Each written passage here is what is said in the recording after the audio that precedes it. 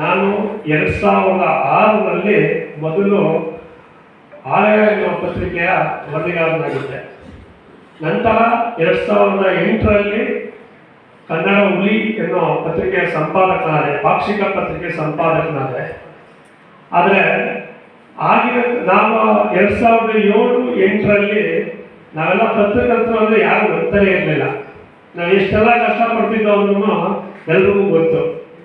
ಇವತ್ತು ಏನು ಪತ್ರಿಕೋದ್ಯಮದಲ್ಲಿ ವಾರಪತ್ರಿಕೆ ಬಿಟ್ಟರೆ ಪತ್ರಿಕೆತರನ್ನ ಇಲ್ಲಿ ತನಕ ಪತ್ರಕರ್ತರು ಅಂತ ಹೇಳೋದೇ ಇಲ್ಲ.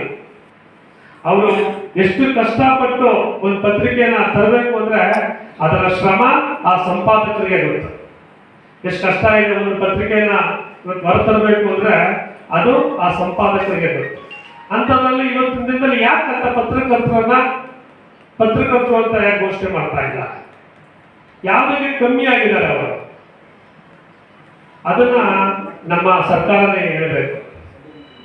ಈಗ ಒಂದು ಪತ್ರಕರ್ತನ ಸವಲತ್ತುಗಳು ಮತ್ತು ಸರಿಯಾದ ರೀತಿಯ ಗೌರವ ಸಿಗ್ತಾ ಇಲ್ಲ. ಗೌರವ ಸಿಗುವ ರೀತಿಯಲ್ಲಿ ಮುಂದಿನ ದಿನಗಳಲ್ಲಿ ಸರ್ಕಾರಕ್ಕೆ ನಮ್ಮ ಹಿರಿಯರೆಲ್ಲರೂ ಕೂತ್ಕೊಂಡು ಮಾತಾಡಿ ಏನೇನು ಸವಲತ್ತುಗಳು ಬೇಕು ಅದನ್ನ ಕೊಡಿಸೋದಕ್ಕೆ ಎಲ್ಲರೂ ಕೈ ಜೋಡಿಸ್ಬೇಕು. ತುಂಬಾ ಕಷ್ಟಪಟ್ಟು ಪತ್ರಕರ್ತರು ವರದಿಗಾರರೆಲ್ಲ ನಾನು ಕೈ ಜೋಡಿಸ್ತಾ ಇದ್ದೀನಿ. ತುಂಬಾ ವರದಿಗಾರರಿಗೆ ತುಂಬಾ ಆಸೆ ಇದೆ, ಸರ್ಕಾರ ಮಟ್ಟದಲ್ಲಿ ನಾನು ಗುರುತಿಸ್ಕೊಳ್ಬೇಕು ಅನ್ನೋದು. ತುಂಬಾ ಕಷ್ಟ ಆಗ್ಬಿಟ್ಟಿದೆ. ಇದರ ಮಧ್ಯದಲ್ಲಿ ದಿನಪತ್ರಿಕೆ ತಂದೆ, ಅದಾದ್ಮೇಲೆ ಈವ್ನಿಂಗ್ ಪತ್ರಿಕೆ ಒಂದು ತಂದೆ. 1000 ಜನ ಇದ್ದಾರೆ. ದಿನನಿತ್ಯ ಪತ್ರಿಕೆ ಮುದ್ರಣ ಆಗ್ತಾನೆ ಇದೆ. ಆದರೆ ಅವ್ರಿಗೆ ಯಾವುದೇ ಸರ್ಕಾರದ ಸವಲತ್ತುಗಳು ಸಿಗ್ತಾ ಇಲ್ಲ. ನಿರಂತರವಾಗಿ ಪತ್ರಿಕೆ ಮುದ್ರಣ ಮಾಡ್ತಾ ಇದ್ದೀವಿ. ಯಾಕೆ ನಿಮ್ಮನ್ನ ಮೀಡಿಯಾ ಲಿಸ್ಟ್ ಸೇರಿಸ್ಕೊಳ್ಳಲ್ಲ? ಎಲ್ಲಾ ದಾಖಲೆಗಳು ಕೊಡ್ತೇವೆ, ಆದ್ರೂ ಸೇರಿಸಲ್ಲ.